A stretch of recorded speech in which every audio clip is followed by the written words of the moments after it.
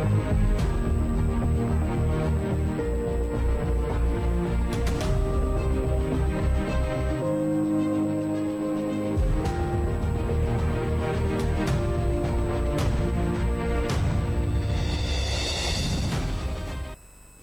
morning and welcome to today's program, The Roundtable. My name is Issa Nu.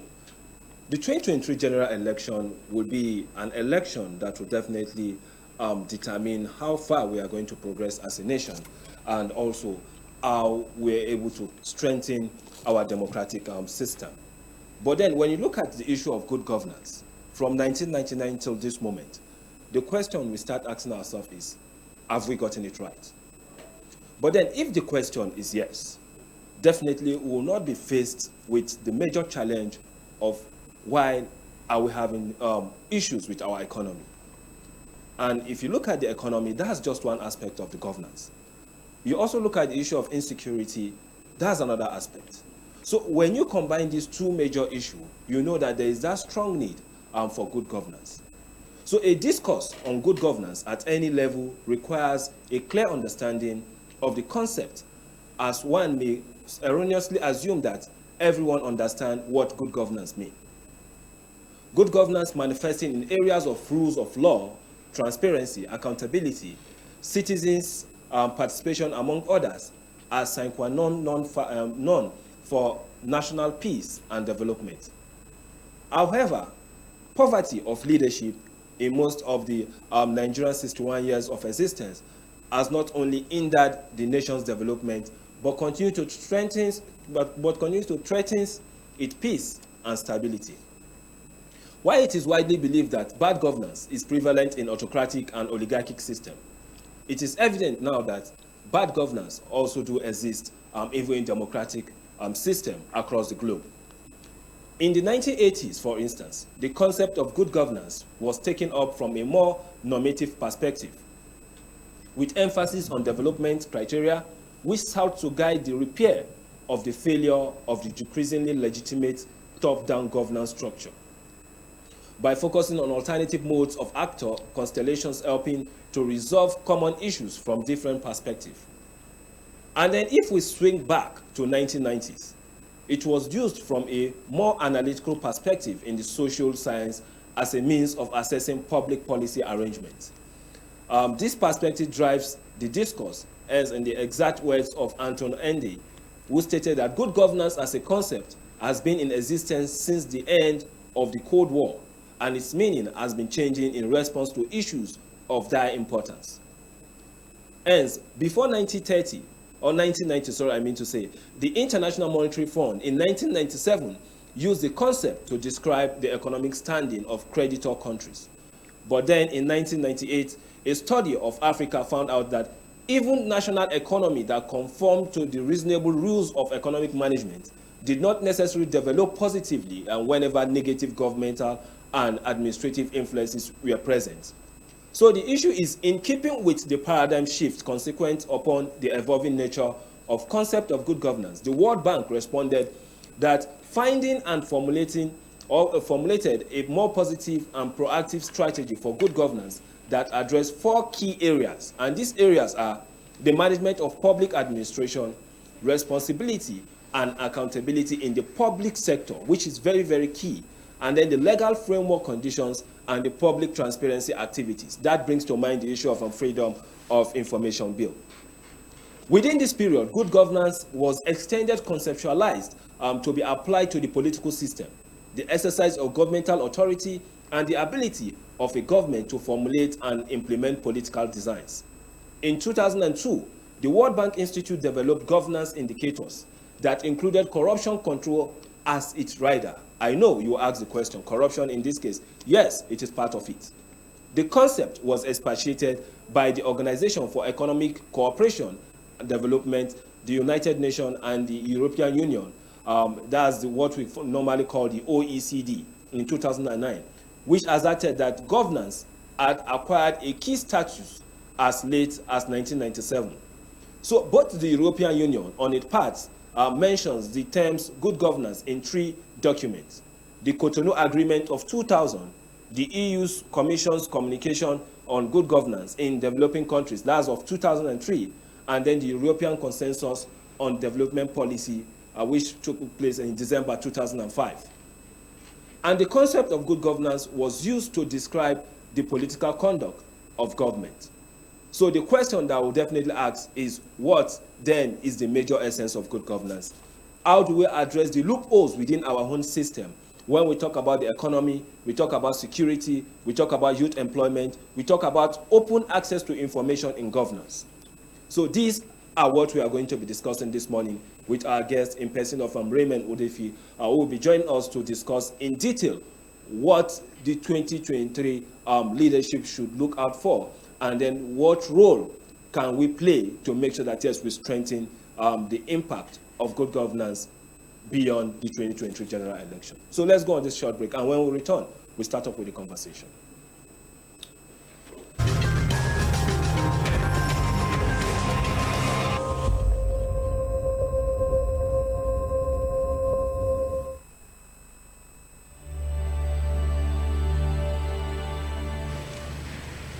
Mr. President, last Saturday, the country which I have the honor to represent, the Federation of Nigeria, became independent and assumed the rights and the responsibilities of a sovereign state.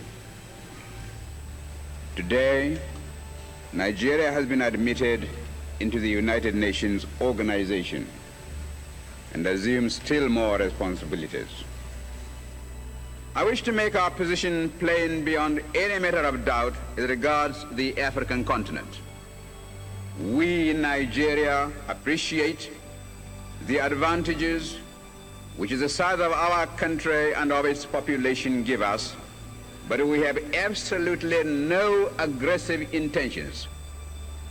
We shall never impose ourselves upon any other country, and shall treat every African territory, big or small, as our equal, because we honestly feel that it is only on that basis of equality that peace can be maintained in our continent.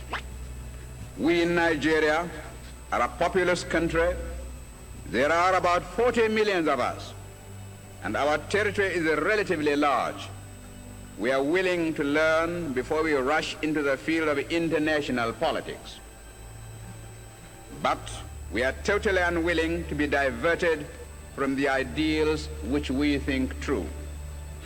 That is the reason, Mr. President, why we in Nigeria shall not be found to align ourselves as a matter of routine with any particular bloc. Indeed, I hate the very idea of blocs existing at all in the United Nations. It seems to me to be a contradiction in terms. When we hear the world crying out for peace, we may receive the inspiration to deal with these intractable problems and be able really to devote all our resources to the advancement of mankind by applying those eternal truths which will inevitably persist long after we ourselves are utterly forgotten. Thank you, Mr. President.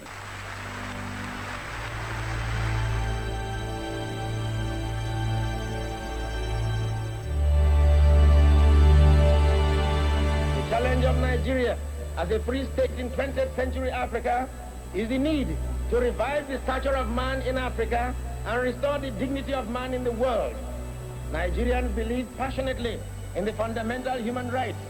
We regard all races of the human family as equal. Under no circumstance shall we accept the idea that the black race is inferior to any other race. I appeal to all our leaders, far and near, to forget the wounds which were inflicted in cause of our internecine altercation. The love of our country should outweigh the love of our petty selves. The enjoyment of individual freedom under the law should mean more to us than our self-centered party programs and manifestos. Common dangers and common enemies alert us on the need for common security. Come and join Abubakar with me, Sadauna, Awolowo, Akitola, Ofarebe, Okpara, Ikoku, Aminu Kano, Ibrahim Imam, and Taka.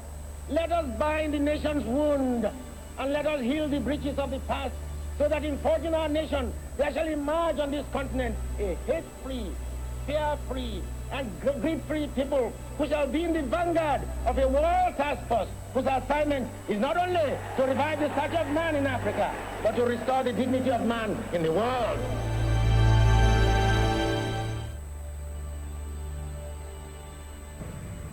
Our first efforts at democracy and self-government were abruptly arrested in the mid-60s, largely as a result of the incongenial atmosphere engendered by the uncompromising stance adopted by the political parties of the First Republic. Thus, opportunities were lost for our people to interact and learn to accommodate different points of view for the betterment of the country. We must not allow that episode to repeat itself.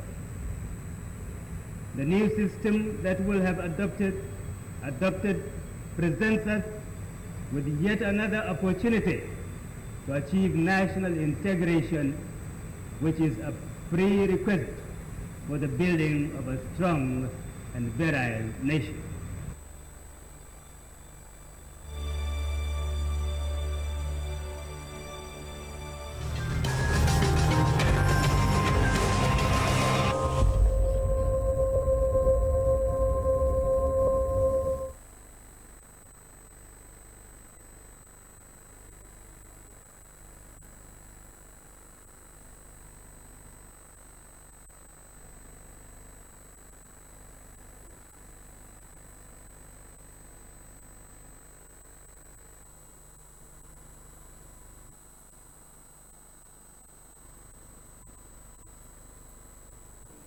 Welcome back to the program, and you definitely know that issues of good governance is something we cannot exhaust. We have to definitely go in detail to discuss it and then reawaken the Nigerian minds for us to have better conversation and also have better country as Nigerians. So now, Mr. Raymond, good morning and welcome to the program. Good morning, Lisa, and welcome viewers and the general audience. I can imagine, because today you are putting on white and having a black cap on you, definitely you are going to give us the best, because issues of good governance are inexhaustible. You cannot exhaust it. And that is one of the major reasons why we always have you on deck to tell us more about it. And then when you look at all that has been happening, you start asking questions. What are the major marks of good governance in a system, in a democratic system? All right, once again, good morning, viewers. Before I want to delve into this discussion, I must want to tell the whole world what it is like coming to the top of this hill. Honestly, when I finished climbing the place and was panting in the anteroom, I was imagining what it could be for an older person to come here for any discussion. But I suggest you arrange sort of escalator to convert people up to this very point. It's a great experience anyway. As usual, you know, I'm highly delighted to be with you once again on topical issues of this nature, discussing and shedding light on issues that concerns all of us regarding development and good governance. As you rightly expressed, good governance. But I would like to contextualize. Before I tell you what it is to be in good governance, let us all, first of all, look at what is it? Governance. Ordinarily, one will look at governance in the context of this, our discussion, as the exercise of authority, political authority and administrative authority at all levels in the management of the resources of a country. That is governance. You know, governance has much to do with making decisions and the process by which the decisions are either implemented or not implemented. So when implemented and are good decisions, it leads us to good governance. When not implemented, it takes us to where maybe we are now. So good governance in itself is characterized with a number of features. Which one of them is that good governance must be participatory. Good governance is a government where the people that own the government are part of the governance. They negotiate governance together with the people they elected, because people in good governance, people own government by representation, because it's not everybody that could be part of governance at the same time, because they say too much could spoil the broth. So as that, the people are represented in governance, but at the same time must be participating in governance. That is to say that whatever policies you profile or you formulate for the well-being of the people must be negotiated, and the people's contribution and concerns made be accommodated in the whole gamut of the procedure to making or formulating the policy. Then again, good governance is that you cannot overemphasize the need or the importance of transparency in governance and accountability. But for us to talk about accountability, let me quickly take you to the bureaucratic inertia that is derived from the Newton's first law of motion, where it says that a body in a state of rest or motion continues to remain in such state unless acted upon by a force. See, in governance, permit me to say that it is within the average behavior of man to work in obscured manner unless being demanded upon him to give us account of what you are holding for all of us. That is to say, the office of the citizen is actually what drives transparency and accountability in governance. So when the people are not asking for accountability, when the people are not demanding for transparency in governance, that inertia is actually there for the one in power to think that he is all and all. Remember the popular talk that power corrupts, but absolute power corrupts absolutely. So even you, if you enter the position of governance without being checked by anything, you may be worse off than any one of them today in power. Okay, you've laid a very, how will I call it, a very blunt statement on how we should view what governance is all about and what good governance is all about. And you also see amidst both of them to give us an understanding of what it means for a system that works perfectly. Now, if you look at Nigeria, for instance, I don't want to be talking about Africa or West Africa or Sub-Saharan Africa. Let us look at our own country, Nigeria. Yeah. At what point did we actually say we benefited from good governance? I thought you would have asked me, have we had good governance? It is also implicative of that. What we have actually, yes, is the people's government, which is democracy. Yes, in this kind of democracy we run, the people are the owners of government. But in the real sense of it, are the people who own this government part and parcel of this government? They say in democracy that power lies in the hands of the people. But the democracy we have had for some beyond 2 decades now, the democracy is in the hands of people actually, but not necessarily in the hands of the people at the same time. So before we will ask whether we had good governance or how far we have fared in good governance, we will first start with our democracy, making it really the people's democracy, and then bringing true governance where the people will be part of the governance, and that will take us to good governance. Remember again, good governance includes that the government or the governance pattern of the day would follow the rule of law. I don't know how far we are doing with this. I don't want to talk about the event of last night or yesterday, where a number of persons had been released against all odds. Also, you know that good governance, or to achieve good governance, governance must be inclusive and fair. Governance must be effective and efficient. if we look at this effectiveness and efficiency of governmental procedures, you will tell yourself how far away we are from the truth, or even on our journey to the common good of all citizens. No, the reason why I asked this question is because I remember sometimes, probably maybe in the 80s or 70s, people do tell us, especially those that were born as of that time, they said, oh, Nigeria was this, Nigeria was that. In short, when you graduate, you have like 3 to 4 options of jobs to pick from. So when you have that kind of history, it tells you that at a point, Nigeria was getting it right. But now, the system we are facing from 1999 till this time, we thank God we've not had any obstruction in terms of our democratic process, most especially in the electoral process. We've not gotten it wrong.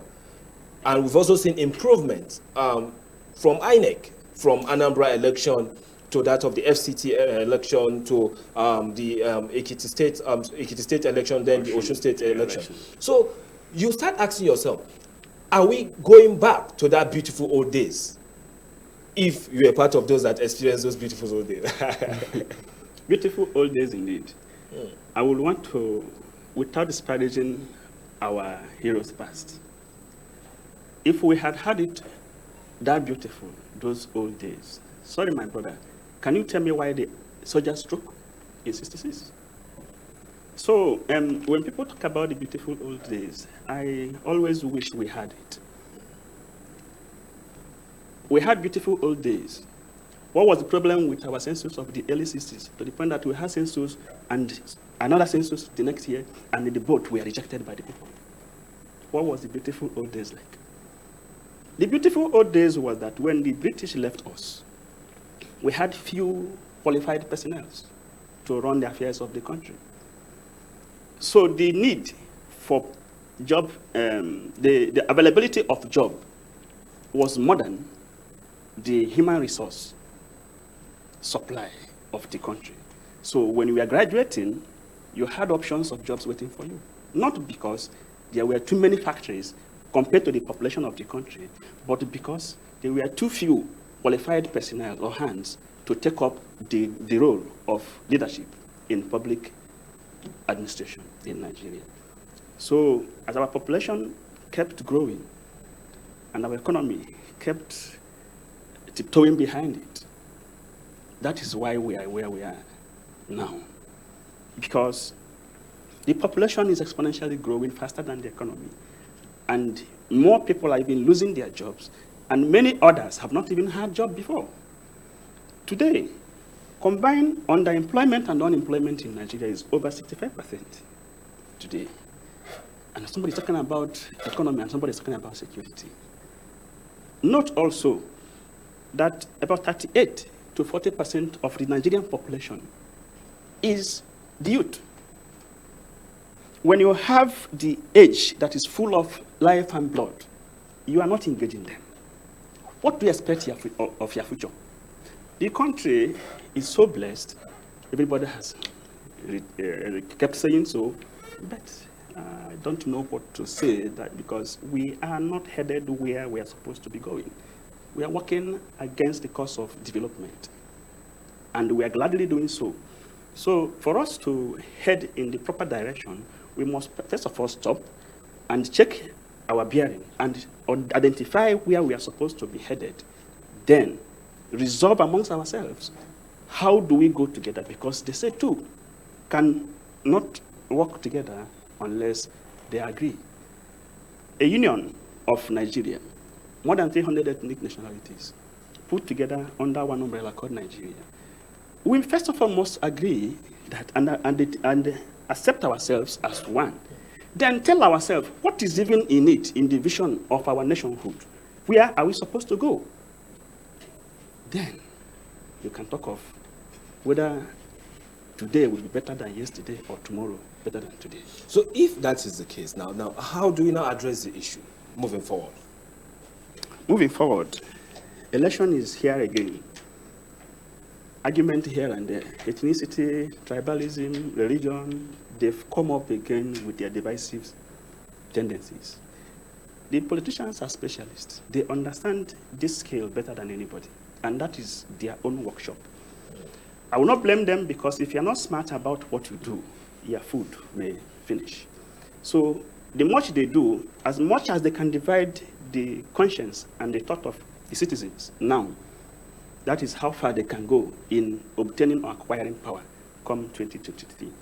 So, but for me, if an average citizen will wake up, underline wake up, and head straight to the polls come 2023, from the councillor, local government, state, assemblies, the governors, till the president, because this problem is not about the president alone. It's about all of us, including the public service. If we don't wake up, if the citizens don't wake up, I don't want to tell you what will happen, but you know where we are headed. Well, I can presume that there are possibilities, but then you've mentioned something that is very, very, you've pinpointed something that is very, very important here, that Nigerian politicians are specialized and they know how to do what they can do best. And in short, that is even their workshop, is what you even mentioned. So it still gives, because whether we like it or not, these politicians will keep evolving. And the system, well, as much as the system is trying to catch them fast, they also find their way out. Because if you look at it, it is part of good governance that is making INEC to put up all this effort they are putting. And I can bear witness that 2023 election definitely will be different, unlike what we had in the past. Because now we have a body that has worked so much to see that, yes, they can break through all those challenges we are having in the past. So we definitely still have the same politicians. So we must tighten the process, of which INEC is doing. So if, for instance, now we are going into 2023, you have most of these politicians that are coming back, and then you've also seen them in the past in terms of leadership and the rest of it like that. Do you not think that we should have an institution of good governance, or of which we do also have some of them, to train these people to understand the nitty-gritty of governance in such a way that it will benefit the populace? You are right in a way, but I don't want to believe that we are in short supply of systems or institutions. What we are lacking is enforcement. So even if you bring an institution, call it good, excellent, good governance institution of Nigeria, it will not give you an excellent leader, because the people are not yet interested in governance. It takes a benevolent leader, in the case of Nigeria as it stands now, to lead us to where we are thinking we are headed. Because I have weighed it all through. Even in the local council, everybody comes to the council or the chairman or the governor or whosoever just to collect his own share. One of the candidates, Mr. P2B, keep going around and telling people that the cake has finished, nothing to share again. That does not resonate with what the politicians or the people who are around the politicians want to hear. Several people have come to ask, like Raymond, this Mr. P2B rhetorics, do you think that this man could help us? Is it now that we're getting closer but to then power? if you look at all these things, irrespective of the politician, now we are taking a blanket statement now, irrespective of the politician, because every politicians have their weaknesses and they also have their strengths. And when you look at it critically, you definitely can tell. None of them, if most Nigerians have said it, that no politician is a saint. So irrespective of the politicians that we are having, now can we have an institution that will strengthen? Because the truth is that politicians will only come there for 4 years, at most 8 years, if they are allowed for the second tenure. But what will stand the test of time is the issue of the institutions they have been able to put in place. We have Institute of Legislative Studies. What has it impacted on the National Assembly members? We have this institute in Josnip for policy and administration. How has it changed the life of an average director and permanent secretary in Nigeria? The institutions and their formulations are not our problem. Do you understand?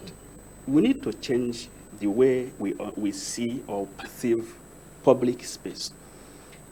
Remember when we were defining, okay, maybe I didn't contextualize exactly what we are discussing here in terms of good governance, because that has to do how the public institutions conduct public affairs and they manage public resources. So the gamut of the process directs you to public, and the resources. So when we don't change our philosophy or idea about the public goods, we cannot move forward. Check this studio now, as it is. One is given opportunity to keep it. We are not coming on session for the next few months. Before you come back, most of the cameras are going. Some of the studios are being lost. Why? Because he thinks it's not his father's thing. And he thinks also, this is national cake. Let me collect my own before they come back. It is in the mind of every one of us. And this has to change. And I believe so that somebody has to lead this course of change. And most importantly, if the person in the position of the president of the country leads such action, it can be more fruitful sooner than later than any other person. Because when you lead from the side, you can only make noise. Okay, let me allow the listeners and viewers at home to also pay attention to what we are saying, and at the same time also make one or two contributions based on our discussion this morning, the issue of good governance and getting our leaders right is very, very key. The number to call definitely is 090-5740-8127. I'll take that again, 090-5740-8127. So you call stating your name, your location, and also make your submission known to us. You can also ask questions with regards to how we can strengthen our democratic system when using good governance. So these are the issues we are discussing this morning with Raymond Udefi, sorry, I mean to say. So if you have listed all these things and then you still look back and then we look from 1990 to this point, we are complaining that our system is not working. But let us get this caller. Hello, good morning. Hello, good morning. Okay, we lost the caller, and the caller will definitely call back. The number still to call is 090-5740-8127. You state your name when calling and your location. Also move far away from your TV or radio set. So now, let us move forward now. If you want to strengthen governance, definitely there should be that aspect of open governance where people should know what is happening, transparency, and the rest of it like that. Is it possible? Before I ask this question, let us pick the call. Hello, good morning. Hello. Please, your name and where you are calling from. My name is Life Camp People. Okay. Please, you can go ahead with your submission or question. Yes. Like our guest said, change can only start from top. To change. Sometimes we have tried to divert attention. If the president is not dealing as the head of the executive, nothing will work because it's not in his table. So we must, as a matter of an urgency, prioritize the office of the president, government, local government chairmen, and others. Without political solution, that aspect of society cannot function. We can't separate them.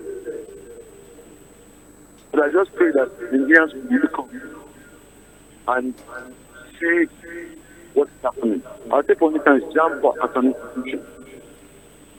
Okay. Thank you so much. You've made yourself part of this conversation, and still the number to call is 090-5740-8127. You call stating your name, your location, and go ahead with your submission or question you need to ask. And thank you once more. So now that we are having a system, we always have this leadership coming up every 4 years, every 8 years. You see them coming back, especially the governors, for instance. After 8 years, the next place of call is becoming a minister or the senator. So how do we now strengthen this kind of system? Because you can't continue recycling people that are not effective in terms of governance. Well, you cannot tell somebody to move away from where he fits. That is the thing. The governors cannot on their own willingly withdraw from the system. The Constitution or allows in them. circulation. Yes. Because even at 100, the Constitution only tells minimum age limit at which you cannot contest unless you are above, but has not placed any upper age limit over which you should be disallowed to contest. So they do what is best for them. It is for the citizens to understand when one's time is up and show him the exit way. Because ordinarily, you know they are benefiting. You know it is enjoyable. You know the paraphernalia surrounding leadership or authority in Nigeria. Just ordinary permanent secretary. You know how it is. Does he stop for the traffic? Does he queue in the bank? Does he, the system, the law in Nigeria is far below the public administrators. And that's the biggest problem we have here. Check all of them at the National Assembly on the executive at all levels. When they enter aeroplane and they land at the Frankfurt or any other country, at that airport, they behave themselves. If you see a Nigerian senator in London, you will not notice him because he complies with the system and the rule, and everybody becomes equal and alike. But once they are here, they know that the law is looking at the faces. But if you go to the Supreme Court or any of our high courts, you will see the logo of the judiciary blindfolded, meaning that the law does not see. I don't know who is telling the law who is coming, because the law doesn't hold the mighty in this part of the world. And that is why these things keep going the way it's going. You've raised this very critical issue, because yesterday some persons were released. They are highly placed persons, and I know you don't want to go to that axis, but it is very important we state this, because now we are talking about good governance. And then you see prison service, those in charge of the prison service smiling with these persons, and you start questioning yourself. If it is a poor man, we've seen the pictures yesterday, we saw it.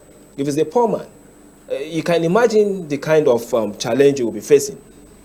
No smile from even those in charge of the prisons. I am talking about no smile. Didn't you witness, I think on Tuesday or Monday, at Calabar, the Udwak?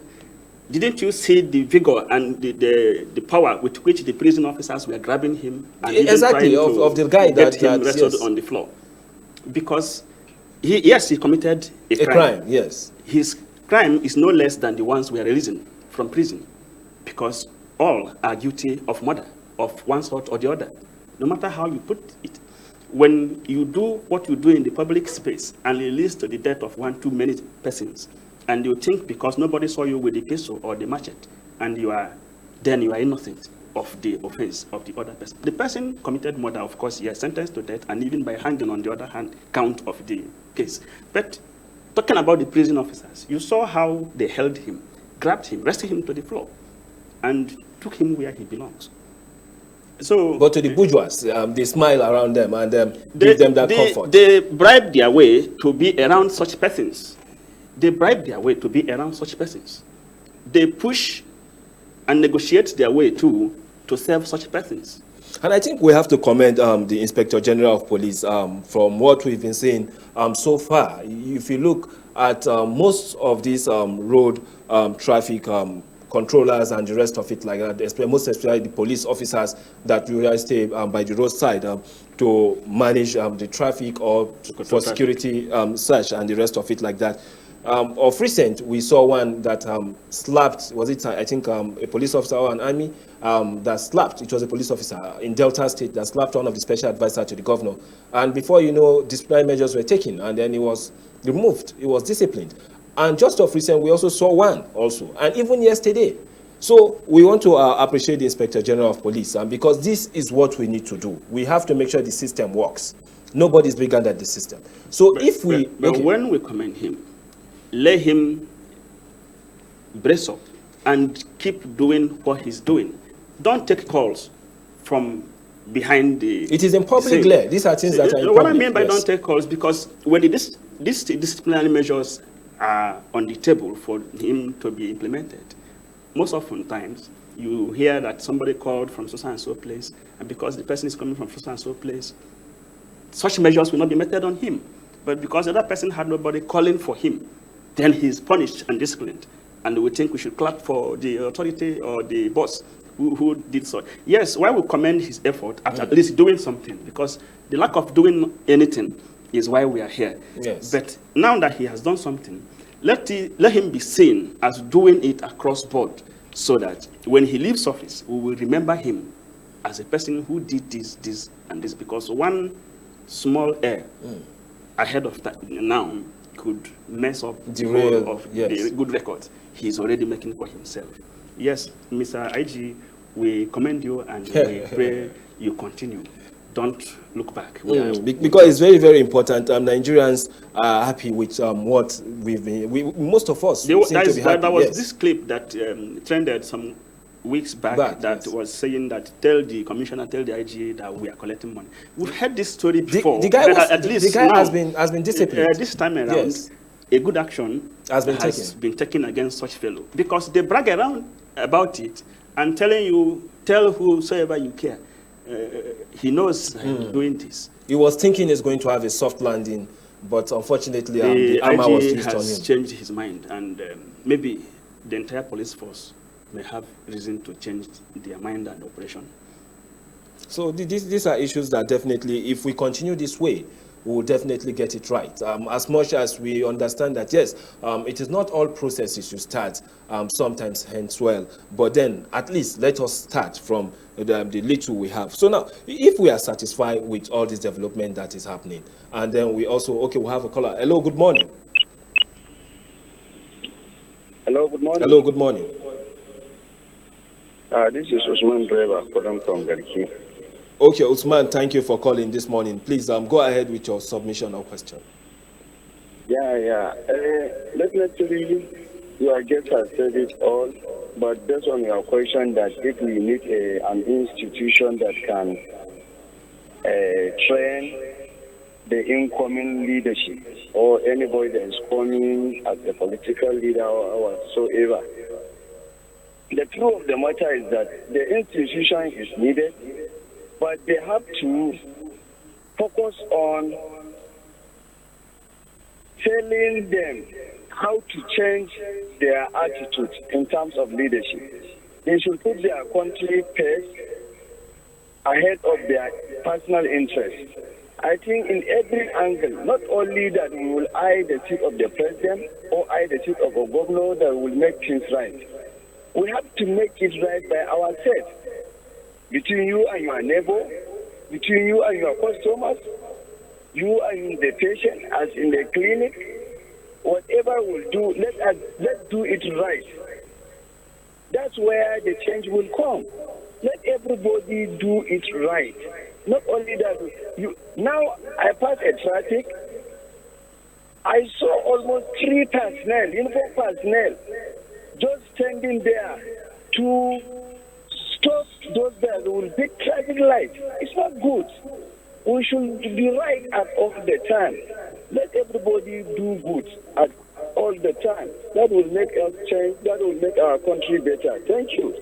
Thank you so much, Usman, for joining your voice to our conversation this morning. This is indeed a very good one from him, and it brings back to mind the issue of self-discipline. It is high time Nigerians are self-disciplined, because if you look at some of the issues we are having outside the country, just before the program, I was discussing with someone that a Nigerian artist, I think somewhere in Tanzania, was arrested yesterday because of this same kind of issue. We take some of this lackadaisical attitude outside the country, and as a result of that, it doesn't give us good image. We saw what happened in Dubai of recent. Now Nigeria, there is a bit of strain in how you get visas to go to Dubai. So these are the questions we are asking ourselves. So let us get this caller again. Hello, good morning. Okay, we lost the call, and the number still to call is 090-5740-8127. So we will get just a call, and then we'll move towards the end of the program so that we can wrap this up. So now when you look at issues like this, most especially our image outside the country, looking at how we Nigerians, we complain of bad. Sometimes we complain. Most times we do complain that the leadership is bad, this is bad, this is bad. But when we leave and move out of the country, we still have the same complaint. So let's get this caller. Hello, good morning. Yeah, good morning. Please, your name and where you are calling from. Okay, I am I'm calling from Zuba.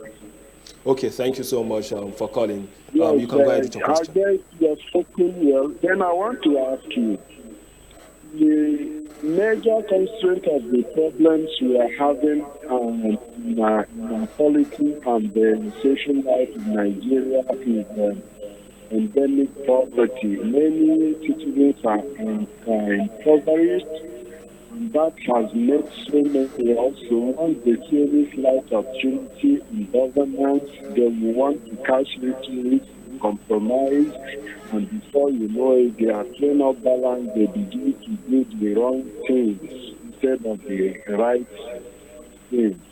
So what do you think that should be done to address this issue of fighting poverty and unemployment in the country? Thank you.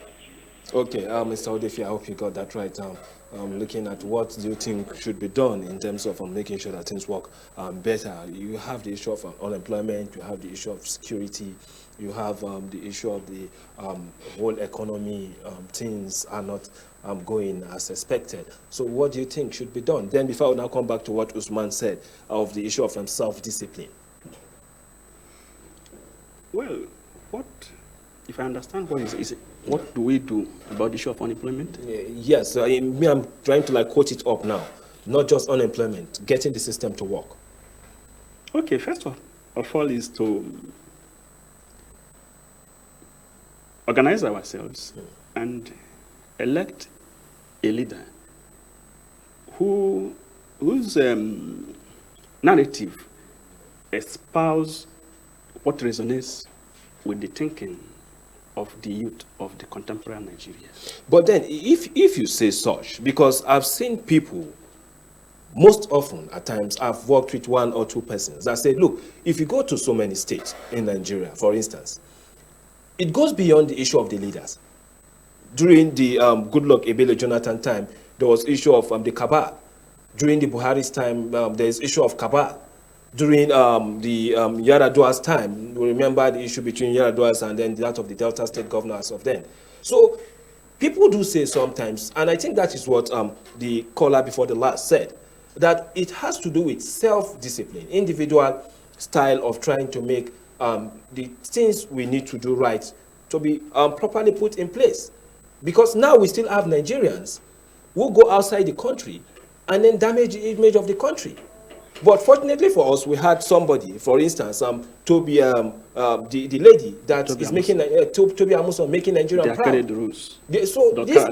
So these are examples we have to set up. And these people started by making sure that they disciplined themselves before they could achieve these heights they've gotten to. So what can you say in respect to that? You see, the potency of the might of an average Nigerian is immeasurable. The issue is who will understand what these people need to transform from where we are.